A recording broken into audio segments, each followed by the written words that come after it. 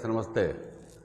अभी तक हमारे देश के लोगों की यही धारणा थी कि हमारे देश की राजनीति में वैसे लोग आते हैं जो कम पढ़े लिखे हैं, विद्वान नहीं हैं, जिनके ऊपर आपराधिक मुकदमे रहते हैं, क्रिमिनल हैं। लेकिन ऐसा नहीं है, सच्चाई बिल्कुल इससे अलग है। यानी एक से एक ज्ञानी है हमारे राजनीति में। और हमारे देश की राजनीतिक जो नेता हैं उनमें अब ज्ञानियों की जो संख्या आप देखें तो इतनी ज़्यादा है, इतनी ज़्यादा संख्या है। वो ज्ञान पर, विज्ञान पर, अध्यात्म पर, भूगोल पर, इतिहास पर न जाने कौन कौन बातें बताते रहते हैं। एक से एक ज्ञान की बात है साहब, जो कभी आपने सुना नहीं होगा। इतने इतने ज्ञान की बातें आपको इधर मिलेंगी सुनने को हमारे देश के राजनीतिक नेताओं के मुंह से, जो आपने पहले कभी नहीं सुनी होंगी। किन किन नेताओं का नाम लूँ मैं? एक से एक विद्वान हैं। कांग्रेस में तो नेताओं की भरमार है साहब विद्वान की, उसमें पूछने लायक नहीं है। शशि थरूर साहब हैं, दिग्विजय सिंह जी हैं, और सलमान खुर्शीद साहब है। इस तरह के बहुत हैं। एक दो नेता कांग्रेस में नहीं, कांग्रेस में भरमार है। और उन सब में जो सिरमौर हैं, विद्वानों का सिरमौर, महान पंडित राहुल गांधी जी हैं। उनसे ज़्यादा विद्वान मैंने आज तक नहीं सुना न देखा। अब आप भी देखिए, उनके ये वीडियो देखिए।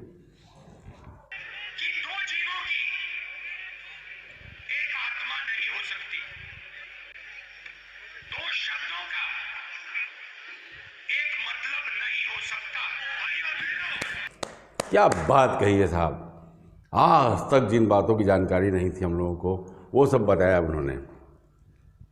अच्छा, अब बहुत से लोग सोच रहे होंगे कि ये जो राहुल गांधी जी का लोग उपहास उड़ाते हैं, उपहास जो उड़ा रहे हैं लोग, मैं उनसे कुछ सवाल पूछना चाहता हूँ। आखिर इन्होंने कौन सी गलत बात कही?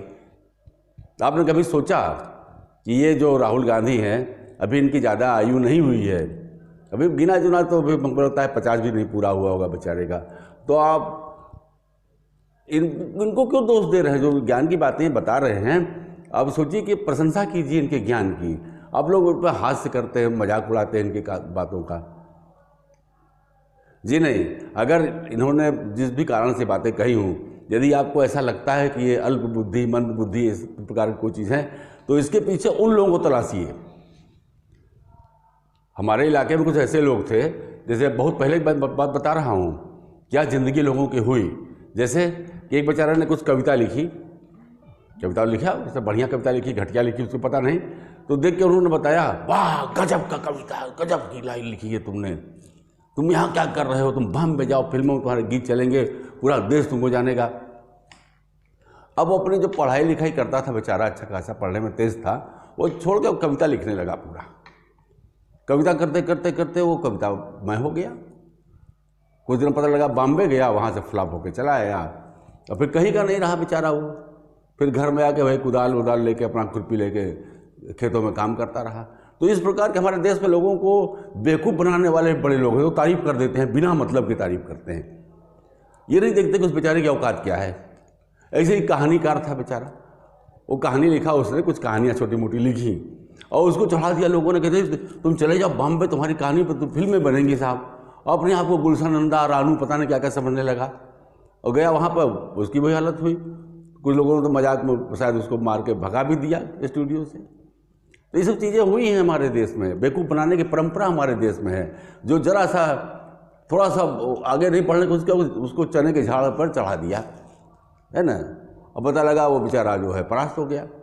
अब राहुल गांधी की बात करें, अगर सचमुच उनके साथ ऐसा हो रहा है तो बहुत गलत हो रहा है। इसके पीछे जो जो लोग साजिश रच रहे हैं कि राहुल गांधी को विद्वान घोषित कर रहे हैं लोग, ये बहुत बड़ी साजिश है। और राहुल गांधी बेचारे जो बोल रहे हैं, ये तो तालियां बज रही हैं, सब लोग ताली बजा रहे हैं। हद है भाई। हिंदू और हिंदुत्व की बात कर रहे हैं। महात्मा गांधी को अगर उन्होंने हिंदू बोला और गोडसे को हिंदुत्व बोला तो लोग ताली बजा रहे हैं, राहुल गांधी जिंदाबाद। तो उसका मन बेचारे का पढ़ेगा नहीं, वो तो समझ रहा है हम सही बात बोल रहे हैं। और बेचारा बोल गया, देखिए सुना होगा कि एक शब्द का दो अर्थ नहीं हो सकता, दो शब्द के एक अर्थ नहीं हो सकते। अब कौन उनको समझाए? पर्यायवाची हिंदी के तो बेचारे ने पढ़ी नहीं है। जल का पर्यायवाची पढ़ लेता, सूरज का पढ़ लेता, कमल का। हम लोग तो बचपन में पढ़े हैं पर्यायवाची, तो बहुत जानते हैं कि बहुत बहुत शब्दों के कई अर्थ हो सकते हैं। कनक कनक तेसो अग्नि मारकता अधिकाय, ये सब पढ़ लो, सब कुछ पढ़े, अलंकार पढ़े। अब उसको कौन पढ़ा है साहित्य? अब जो उसकी प्रशंसा करके उसको रोक नहीं रहा है। रोकने वाला कोई होता तब ना। अब जैसे आपने देखा होगा बड़े बड़े शहरों में अक्सर ये होता है, लड़के चले जाते हैं। इलाहाबाद में मैंने खास तौर से देखा है, दिल्ली में भी लड़के कुछ हैं जो कि IAS की तैयारी करने पहुंच जाते हैं। उनको किसने समझा दिया कि तुम IAS के लायक हो? वो अपने आप को वो कभी बेचारे नहीं समझ पाते। क्लास में नंबर अच्छे आ गए, ये हो गए, तो आपको बढ़िया कोई पद प्राप्ति के लिए आपके तो योग्यता है कि नहीं, पहले आपको परखना चाहिए। अब वो बेचारा परख भी नहीं पाता है, लेकिन भाई लोग चढ़ा देते हैं कि तुम बिल्कुल IAS के लायक हो, तुम IPS के लायक हो, तुम IFS के लायक हो। अब बेचारा वो उस लायक था कि नहीं था, पता लगा वो छोटी सर्विस में ट्राई करता है, उसका हो जाता नहीं था। आपने उसको चढ़ा दिया झाड़ के पेड़ पर और वो चढ़ गया, अब 10 साल 5 साल वो बर्बाद किया लाइफ उसने। इसी प्रकार बच्चों को ये तो डॉक्टर बनेगा, इसके अच्छा डॉक्टर वाले हैं, ये तो इंजीनियर बनेगा। बच्चों में क्या योग्यता है, क्या काबिलियत किसी ने नहीं देखा। इसी प्रकार हमारे देश के नेता लोग हैं जो राहुल गांधी को चढ़ा रहे हैं कि साहब प्रधानमंत्री लायक है, प्रधानमंत्री लायक हैं। वो इस लायक है कि नहीं, पहले इसको देखो। सोनिया गांधी इस बात को जान रही हैं कि वो लायक नहीं है, इसीलिए प्रियंका को पुश कर रही हैं। ये सब जान रहे हैं देश में। अब राहुल गांधी आकर्षित हो रहे हैं। आप देखें, राहुल गांधी के भाषणों में अग्रेसन नजर आता है, पहले अग्रेसन नहीं नजर आता था। वो अग्रेसन मोदी को लेकर नहीं है, वो उन लोगों के लिए अग्रेसन दिखा रहे हैं जो उनको राजनीति में नकारा साबित कर रहे हैं, अपनी पार्टी के लोग। वो G23 वाले कौन थे ना, सब उन्होंने इनको कह दिया था कि बिल्कुल लायक नहीं है, तो ये है वो है, बहुत सी चीज़ें, कपिल सिब्बल वगैरह सब साजिश किए थे बेचारे के।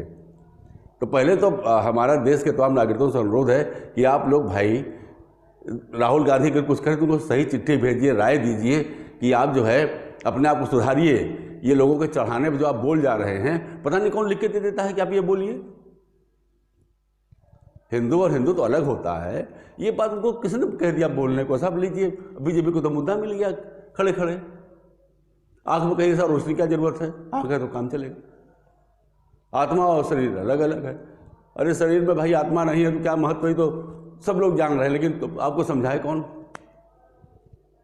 दो जीवों में एक आत्मा नहीं हो सकती, समझा रहे हैं दार्शनिक। अरे भैया इतने विद्वान मत बनो। तो अब कहने लगे आपके दो जो, अरे कुत्ता और बिल्ली में अलग अलग आत्मा होगी ना भाई, भले बाद में वो सब परमात्मा में मिल जाते हैं। तो अब ये समझा रहे हो तुम भाई। मेरा विनम्र निवेदन है कांग्रेस के राजनीतिक नेताओं से, खास तौर से देश के बुद्धिजीवियों से, कि आप लोग राहुल गांधी को रोकें इन सब बातों को बोलने से। हमको राजनीति में कोई विदूषक नहीं चाहिए, कॉमेडियन नहीं चाहिए। उसके लिए बहुत कॉमेडी शो आते हैं देखने के लिए, तमाम मनोरंजन के बहुत से ऐसे कार्यक्रम आते हैं टीवी पर, या हम लोग फिल्म भी देख सकते हैं मनोरंजन का चाहे तो। राहुल गांधी को गंभीर राजनीति के लिए आप लोग कहिए कि गंभीर राजनीति करें। देश को गंभीर विपक्ष की जरूरत है, न कि एक विदूषक की। और विदूषक तो खैर धीरे धीरे करते करते वो इस तरह से उन्होंने अपने आप को उस लाइन में घुसेड़ लिया है, हादसे वाले लाइन में, कि उससे बाहर वो निकल नहीं पा रहे हैं। मैं उम्मीद करता हूँ सभी नागरिकों से कि वो उनको सलाह उचित देंगे, ताकि वो भारतीय राजनीति में अच्छे विपक्षी पार्टी के रूप में अपने आप को स्थापित कर सकें। आपने मेरी बात ध्यानपूर्वक धैर्य से सुनी, इसके लिए आपको धन्यवाद।